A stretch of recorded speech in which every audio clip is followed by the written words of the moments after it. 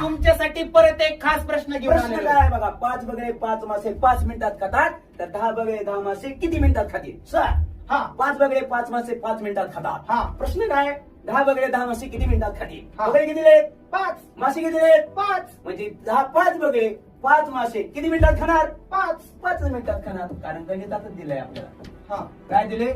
5 बगळे 5 मासे 5 मिनिटात खाणार. म्हणजे एक बगळा एक मासा, म्हणजे सगळेच बगळे सगळे मासे खाणार. सगळेच बगळे सगळे मासे खाणार. हा. म्हणजे एका बगळ्याला किती वेळ लागणार? 5 मिनिटं आणि मग 10 बगळ्यांना 10 मासे खायला किती मिनिटं लागणार? 5 मिनिटं आणि कसं काय? हा सांगून दाखवा तुम्ही एकदा, एक तुमच्या गणितीच्या क्रियामध्ये सोडून दाखवा. लगेच चला. चला विद्यार्थी मित्र चला बघूया. 5 बगळे 5 मासे 5 मिनिटात खातात. माझे काम किती या? 5 मासे खायचं काम आहे. डायरेक्ट असा बांध करायचा आणि काम पुढे मांडायचं, राहिलेल्याचा गुणाकार अलीकडे मांडायचा. 5 गुणिले 5.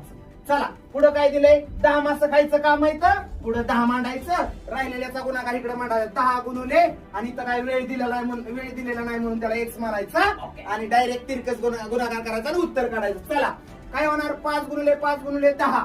5 गुणुले 5 गुणुले 10 भागिले हे 5 गुणुले इथले 10 5 गुणिले 10 बरोबर. आणि हा एक्स कुठे जाणार आहे? बरोबर. इथं. बरोबर एक्स. चला 5 ला 5 गेलं, 10 ला 10 गेलं, बरोबर आलं 5. 5. सरराव तुमचंच बरोबर आहे. चला ह्यांच्यासाठी एक प्रश्न देऊ आपण.